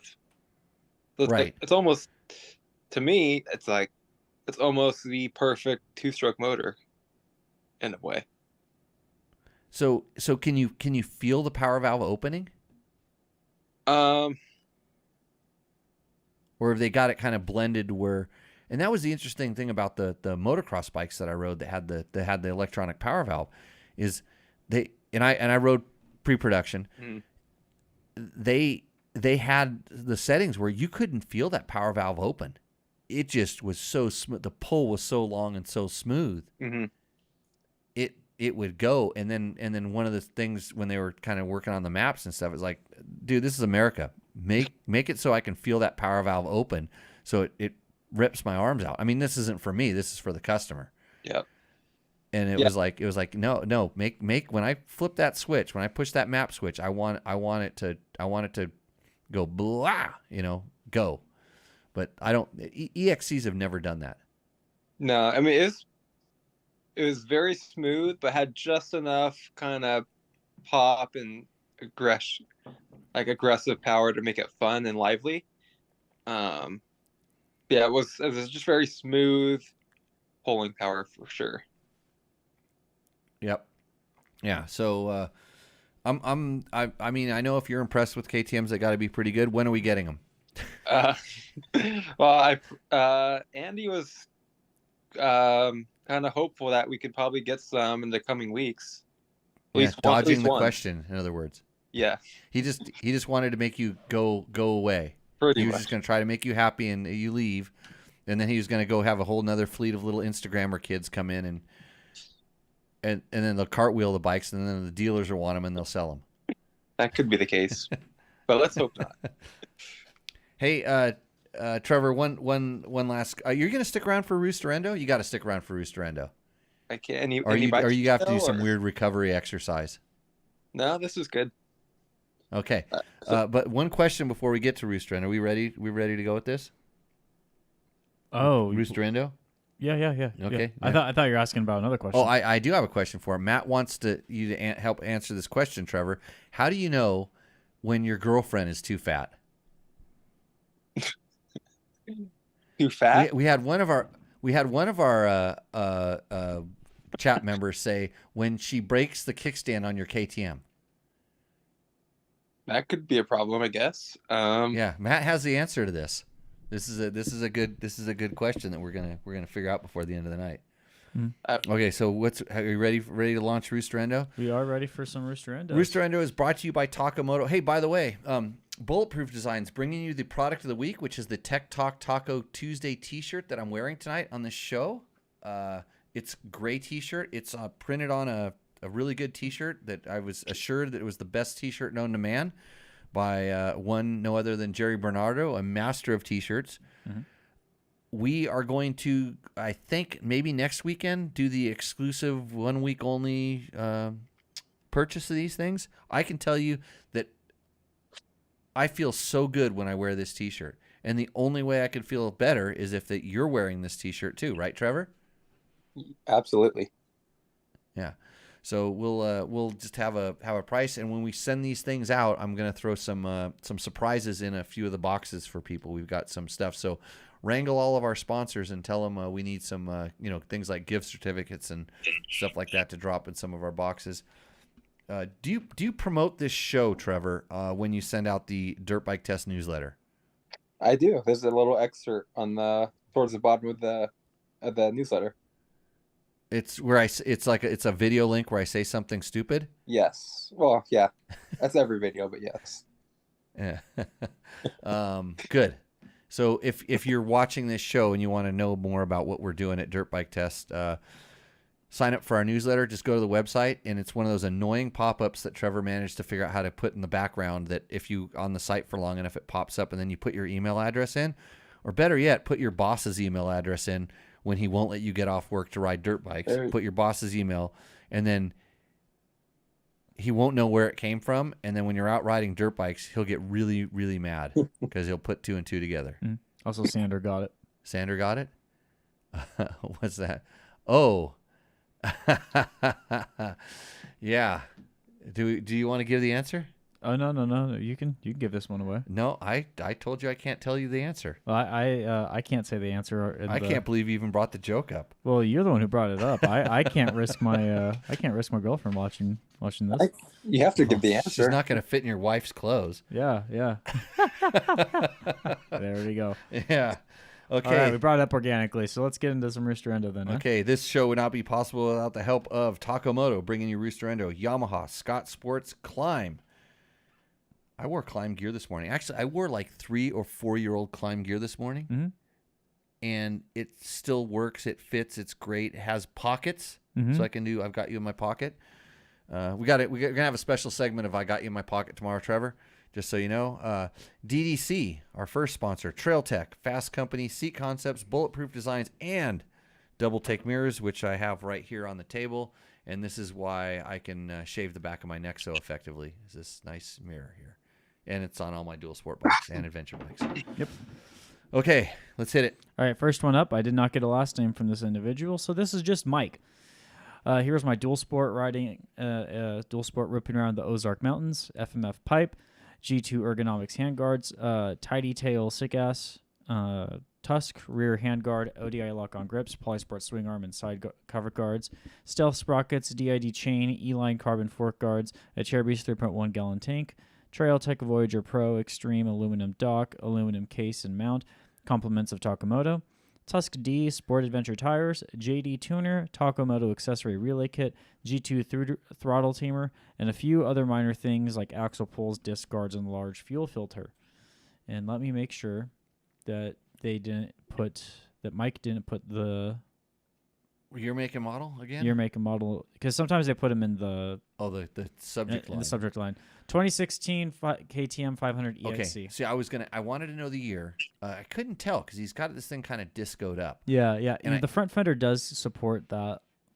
2016. Yeah, but he has the fuel tuner, the JD fuel tuner, and I know on the more current bikes, the 19s, the 20s, I don't believe that they work as well. I haven't tried one yet. And this is a resubmission, by the way. Oh, it's a resubmission. Yes. He got booted one time, or he took a new photo, or what happened? Yeah, he got it endoed before. So. Endoed. Oh, we endoed him. Yeah. Same So he's bike. open for a roost this time. I think there's some different stuff on it.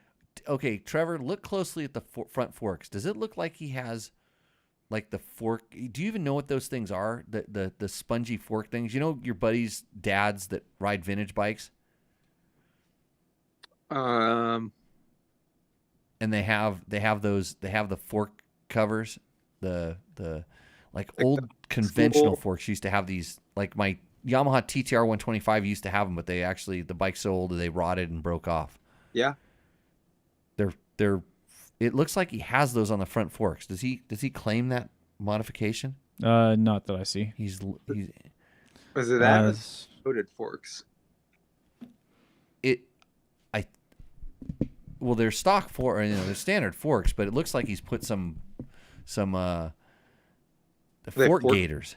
Fork wraps? Yeah, Oh. fork. I don't know fork boots. They were called fork boots. It was a thing. Like I knew when I was a little kid when I had my XR80. Like the motocross bikes at the time would have them, like the YZs would have them, and I wanted to have fork boots on my thing. But like when I first got it, like I didn't even know how you could. I saw them at the Honda dealer. They were red. I wanted them, and I didn't know how to put them on because like how do you get it on? I couldn't figure out how you could put. I didn't know. I wasn't that mechanical at the time. I was slightly more mechanical than Matt currently is. But it like taking the forks off the motorcycle just didn't seem like something that you would ever do, to put them on there. But fork boots. Yeah. I thought the thing to do was to take them off. Well, Like that factory became a guys. thing too. Yeah, the factory guys did, and like a regular guy wouldn't do because you get mud in your fork seals or a rock could come up and ding your fork. Mhm. But factory guys would run the shiny tube, Yeah. So he's going a little crazy retro here. Is he? What kind of? Is that a double? That's not a double. Is that a double take mirror? Yeah, it looks like a double take mirror. It kind of looks like one, but it has the air gap, and the double takes don't have that air gap. Yeah, and so since this is a resubmission, so I don't know, this thing It looks like he's. I want to kind of go riding. It looks. If that ground is sandy off that gravel road, through those bushes, I kind of want to go ride there, but I don't know. Since he had the balls to resubmit it, I'm going Roost. Yep. Yeah. Trevor. I'm gonna go Endo for one reason. Uh-huh. He's got that plastic clutch cover guard thing. Yes. I hate those, so I'm gonna Endo it. Why do you hate those? I get my boot caught on them all the time when I'm trying to go for the river. So right. I'm a hater. Okay. That's my. Yeah. That's my I would discard. I would go a little harder on the aluminum skid plate, because of the noise it makes and stuff. But yeah. You got to do what you got to do. So That's two roosts or two endos and one roost. Okay. Okay, so next one is going to contestant. be from Alex. Paul Bernstein says the XR650 and something else has those fork boots, so he's a liker of those. So this one is going to be from Alex Heward. Oh boy. Oh, he's going to get some love with the chainsaw, but the photo is a hurting photo. Oh yeah. 2018 KTM 250 XE. Enduro Engineering chainsaw mount with custom light bar. Right. We had some guys on the shows a couple of times ago asking where to get those, and I think Enduro Engineering. There's a guy in Idaho that makes them, but I think Enduro Engineering is kind of the easy place to go. But see, he's getting that light on with the chainsaw, so that's a good mod. Yeah. Front and rear moose, Lex header pipe, AXP skid plate, tugger straps, rear disc guard, swing arm guards, miscellaneous protection parts. Tusk fork pegs, a Cherubies plastics since fire and plastic don't mix, and hoping to win this so I can get a sick Moto graphics kit. Well, I'm stoked that he doesn't have a front disc protector on there. Yeah, I'm liking. This thing looks like it's built to go deep off road, like no trail, and make the trail. Right, not too deep because the gas tank isn't big enough. Right, but I don't like the photo. But the chainsaw, you win. It's a full Roost for me. Yeah. Trevor? No number plate, chainsaw, Roost. Do I see a clutch cover guard on this one too? Yep. Yes, there is. Oh, I got Endo. I'm sorry. Endo. Hey, at least you have a theme. Hey, you know, do you know how easy it is to pop a clutch cover by tipping over on a rock? I did one last year, so I do know. Oh, you do know. Okay, so be very catastrophic as well. If you're smart, you stop, before it gets catastrophic. But had you had a plastic clutch guard, besides your foot getting stuck into it, would you have not had the problem? For this one, I probably would have still had the problem, but maybe not as severe. Not as severe. Yeah. Okay. Paul Bernstein, he's with you, Trevor. He says he hates engine covers and swing arm guards too. I have that kind of stuff on a few of my bikes, and it's kind of for me it's a 50-50 because out here when it's dry and dusty, we're kind of running them through rocks and they're really beneficial. I hang on with my ankles, so I don't get stuck on that stuff. Like I get hooked up more on like things that are connected to the subframe or like the brake caliper covers or frame rail covers will get hooked up on me. But if you're in a muddy condition, a lot of times those covers can actually do quite a bit of damage. Just from mud getting behind them and corrosion, and then or the mud getting behind them, and then when they vibrate a little bit, it grinds things down. So it's kind of a hit or miss with that stuff. I don't hate or love them. I think just use them as needed. I will say I think they're kind of ugly. Ugly, yeah. Okay, so this individual did not give me a name, so I just went with the email address that was sent to me, which is a gguntrip173. Right. 2017 Husqvarna FE250 Takamoto Titty Tail. Titty Tail. Yeah, he spelled it correctly. Spell it correctly. Fork-mounted signal lights, stiffer fork springs, and Moto Z tires that are mounted, not waiting to be installed. Okay. So is this a resubmission? Did he submit the bike when it was brand new with the tire? He said he was going to put the tires on, and we called him out for stock tires? Maybe. I'm just guessing. We do get a lot of FEs and EXEs. Yeah, so. I can't see. I mean, dude, I want to go riding there, number one. Yeah. But I can't see his bike. It's like stock headlight too.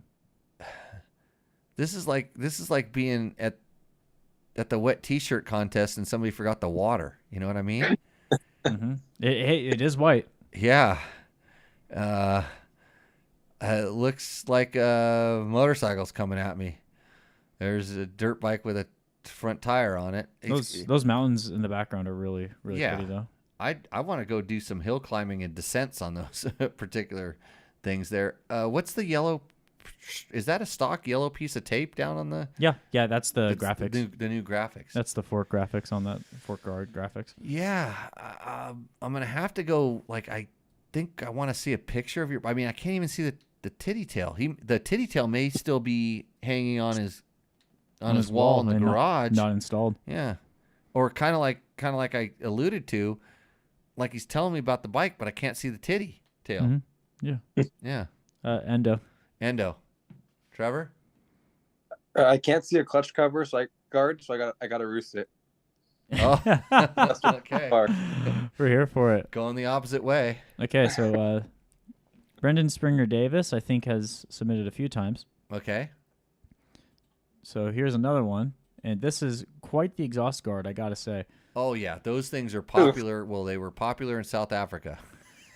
All right, 2019 300 XCW. Lots of bling, protection, and fuel range with the license plate and freshly installed moose balls that are awesome from Taco Mike. Hyde Racing pipe and skid plate. Hyde Racing, yep. That's a protector horrific. Have you ever seen how much mud you can pack into one of those things? No. Yeah. Also has the clutch, like the engine, the plastic engine cover guard. Yep. I know where Trevor's going with this. Yeah. And I'm going to tell you just something. Oh, that is a metal front disc. Oh, I saw that. I saw that the first thing I saw.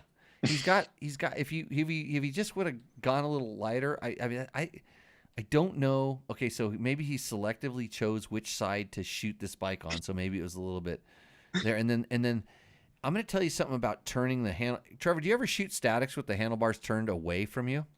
I've 3/4 or side static. Never tried that technique. No. Never like what he's done here. He's pioneering new ground. That's with this angle. So this to me is, so let's say I was at the wet t-shirt contest, it's going off, and I was on the wrong side of the stage. Mm-hmm. That's what I'm seeing here with this particular angle, should we say? I like the fact that his bike seems well used.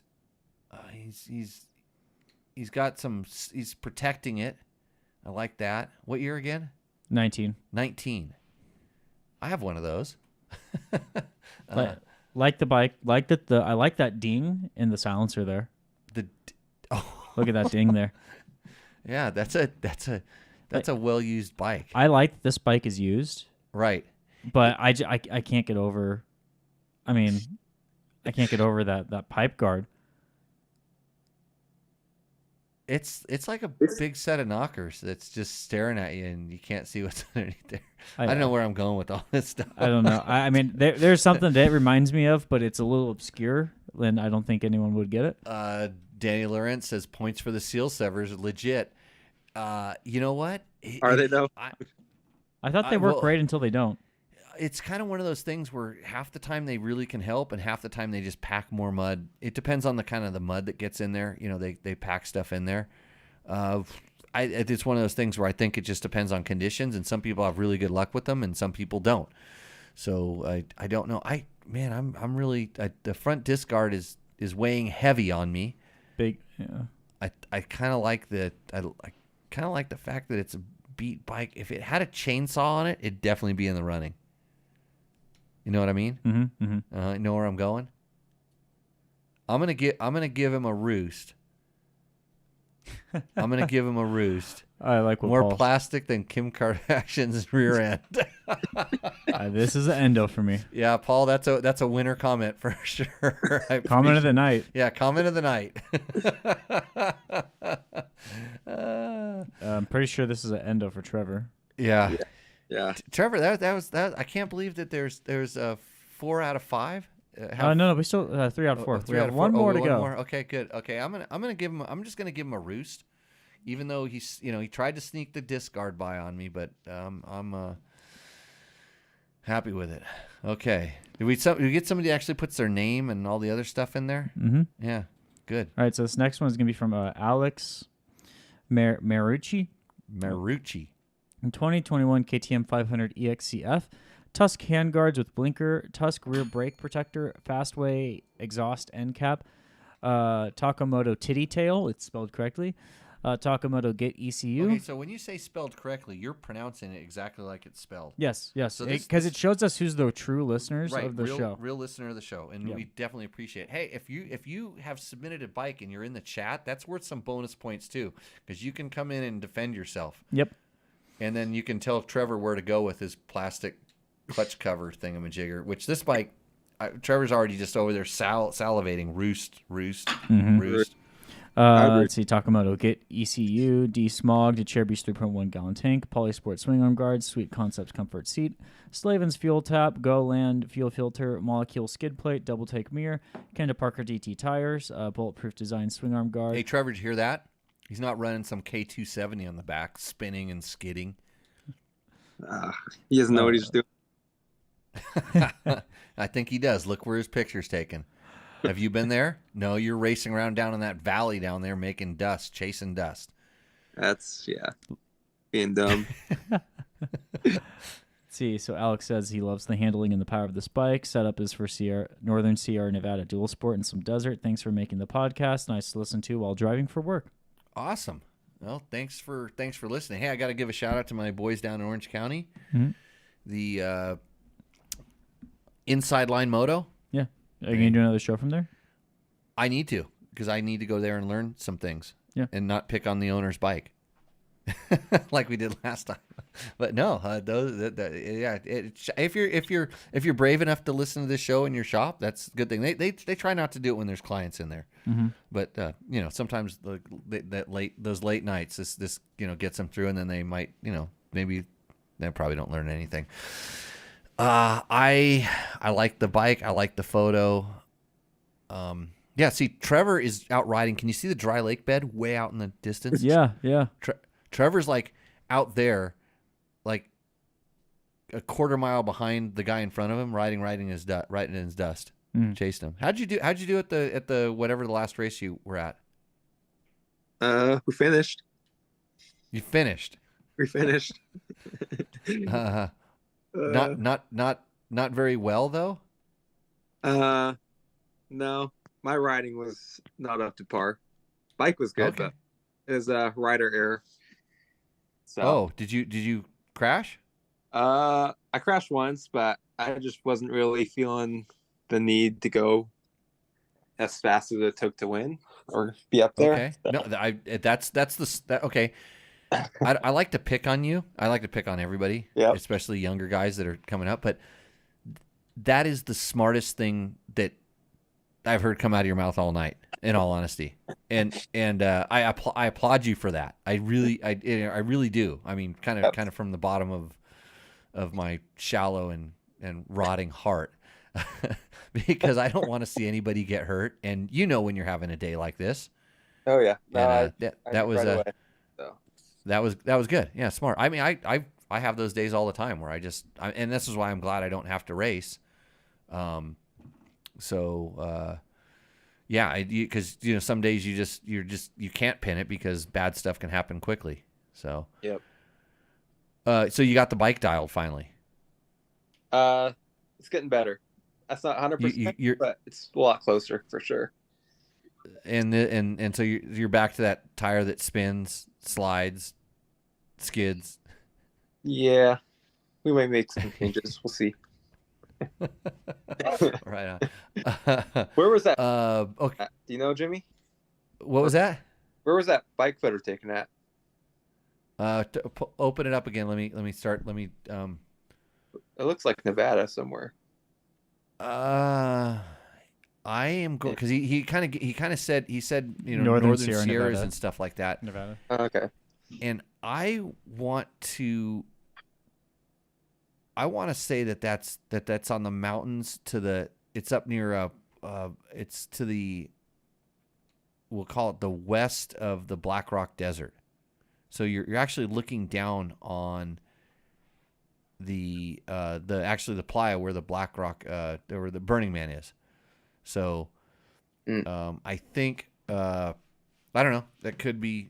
That's where I'm just guessing, just based on what I can see in the photo. But I don't know. There's a lot of dry lakes and stuff out there that are big. People are commenting on the Fastway tip. Some people like it and some people don't. I've had pretty good experience with them, especially when you kind of keep the quiet inserts into them. Mm-hmm. It's a less expensive way to kind of do a muffler swap.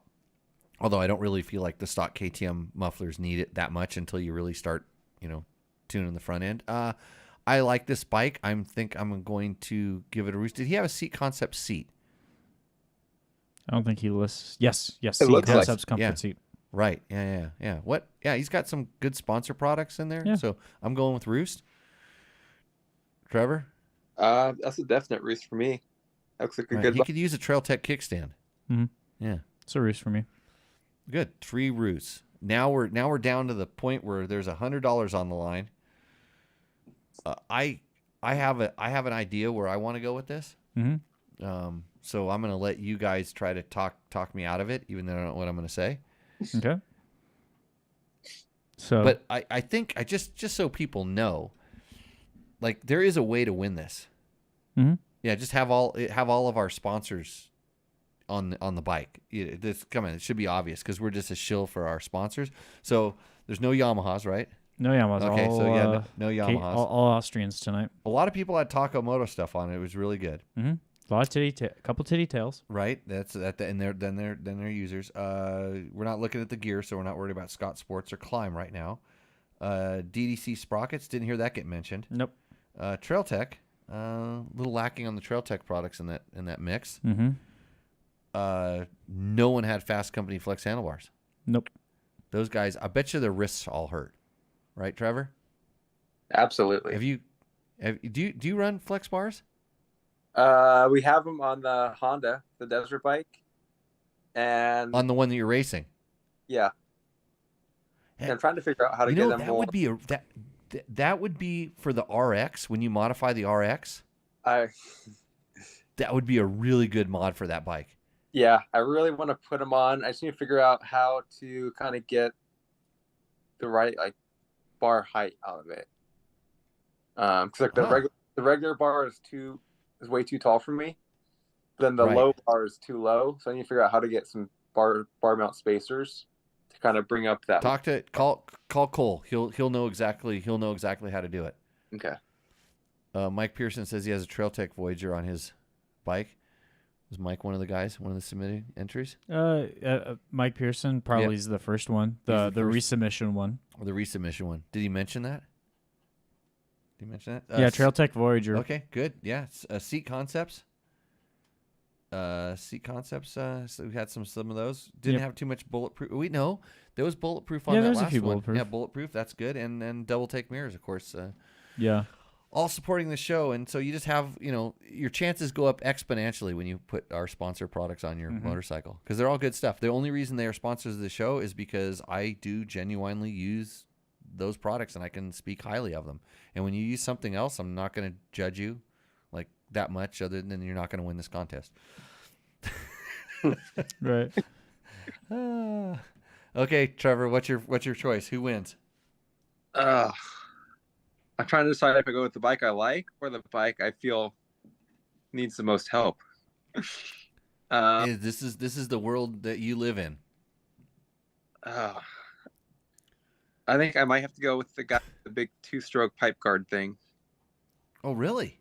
Yeah, maybe he could pull off that clutch cover thing, and he'll have $100 to buy a new clutch cover when he crashes on it, puts a hole in it. Yeah. Matt? It's tough for me. It's either Alex with the chainsaw or the last one because I think it was the best picture of the night too. Yeah, the last one was a clean picture. The last one checked off. It checked off everything. All the things. But yeah. Here's where, and this is why this is easy for me because the chainsaw. The chainsaw bike. And whose bike was that? That was Alex Heward. Alex, okay.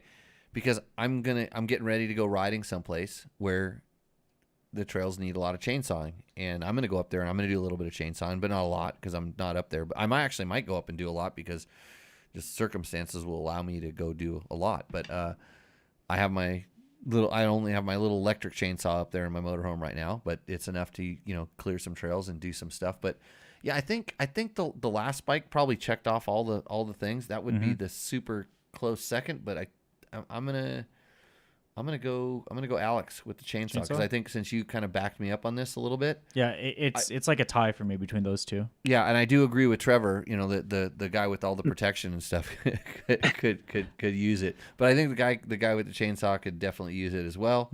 I liked it. I love it that people are out. You know, if you're out working trails and when you're if you're a consumer, you're just out riding trails and never putting in any work, you're not even respecting what you do. You have no idea how much work goes into keeping trails open on the advocacy side, you know, from going to meetings and doing all this stuff to actually physically working, you know, trail on the ground stuff. So salute to him, and I appreciate that. So yeah, we're gonna send him a $100 gift certificate from Taco Moto, even though he didn't have very many of our sponsor stuff on there, but it was enough to win. And that's what life is all about, winning, right, Trevor? Yeah, that's why my life isn't all that great. What I don't win much. What place did you get? We got third.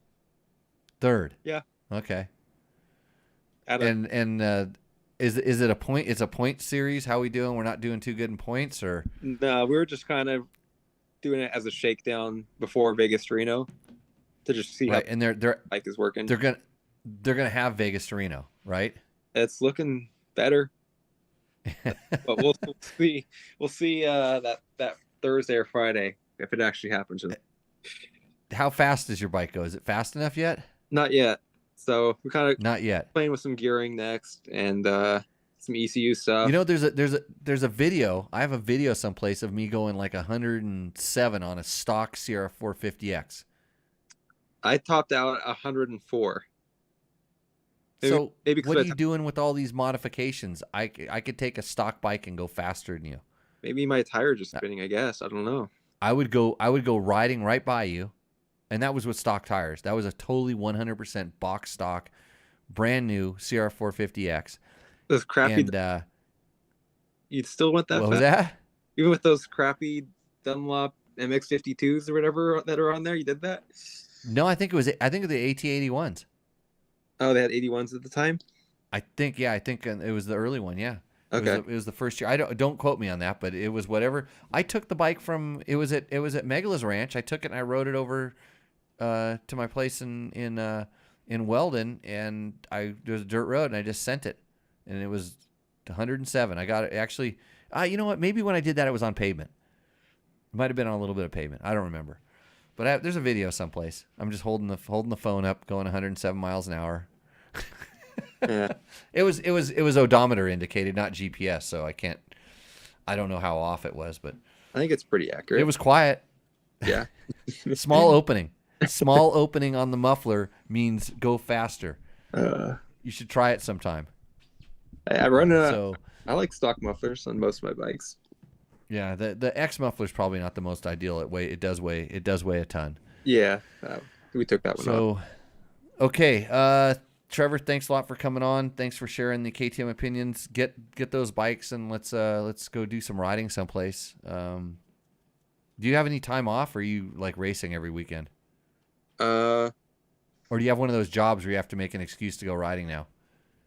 I kind of got one of those jobs now. It seems like I was actually I did a dent for John Anderson at W yesterday. We were talking about you. Oh, so yeah, W wheels, really good. I got them on my Tenere. They're awesome, super round. Yep. Go make my little smaller diameter, made that bike handle better. You wouldn't believe where we took the Tenere. So pretty happy with it. I'm so happy with it. I might ride back up there and go to the Washougal National and then ride the Alpine Stars ride day for the new gear. I think you should ride the Tenere on the track. Oh, don't put it past me. I'll do it. Fully loaded? No, not loaded. I take the stuff off. Think you could beat do Jet? it? Do a I've got you in my pocket? Yeah. Or no, do a head-to-head against Jet. See if you can take his undefeated streak. What did I race him on? What was it that at the Honda intro? What I challenged him on a BBR or something like that? Or no, I rode the 250 and I passed him when he was on the little BBR bike. Yeah, at was it Oregon or something? In Oregon, yeah. So I passed Jet Lawrence before. There we go. Yeah, it was easy. I blew right past him. Actually, we were gonna put something on the Instagrams or something like that, but like Dwayne Brown, Carson and Dwayne didn't think it was a good idea because they saw what we were doing because they were doing something and we kind of went out and did something else. I have that footage someplace. One of few people. Yeah. So, hey, I have a question for everybody if you're listening to this, and I want you to think about it, and maybe the next show we can kind of go at it because everybody has an opinion on stuff. What the hell is Jet Lawrence doing to go so much faster than everybody else? What is his technique? Like, ooh, I might have an answer, but I'm going to stay quiet. Think about it. Like, what is that guy? I watch it, and I'm pretty sure I kind of have it, but I'd like to hear what other people think. It's interesting because I know what Tomac was doing to go fast. I kind of understand his thing, and I've seen, when I watch like Roxon and Sexton and even Jet on a 250F and Hunter on his 250F, they all have a thing. There's stuff that they're doing. There's things that they're doing, but like whatever Jet's doing on the 450, because I watched it live at Hangtown, and now I'm watching it on TV, and it doesn't necessarily make sense. But anyways, so that's the question for next week. It's fun to watch. Maybe one of these motocross podcasts will answer that question. Yeah. The smart people. So, do you think this would be more, if he goes undefeated? Do you think this would be more impressive than the other perfect seasons? No. Okay. No. Like equally as impressive? No. I think I don't know. No, you know what's impressive about it is the mechanics. Making the bike ride all the time. To have 24 motos without mechanical stuff. Just the I don't want to call it the luck, but just all the things that go on that could cause it. First turn crashes, just stuff like that. So number one, I'm always more impressed. Like, okay, they got through without any sort of mechanical or anything that just had to slow them down. Health. Keeping your health together. So there's so much stuff that goes into it, and yeah, there's riding ability and talent, but that's when we go to this level of talking about a perfect season, it's so little about the riding ability. That's only one ingredient when you start looking at all the other things. But I want to know what the damn riding ingredient is, right, Trevor? You can use it. I would appreciate that, but okay. So we're actually. We're gonna have to hop off here. We're gonna get off of this damn podcast. We're gonna try to help out Trevor, and thank you everybody for joining in. You can always share this with a friend. Tell a friend. Watch our things. Actually, we need to get our viewerships up. They've they've plateaued a little bit. It might be because we suck, but just if this episode and all the other episodes suck, just send it to your friend as a joke, and make them watch it. So with that, everybody, we're going to sign off, and we will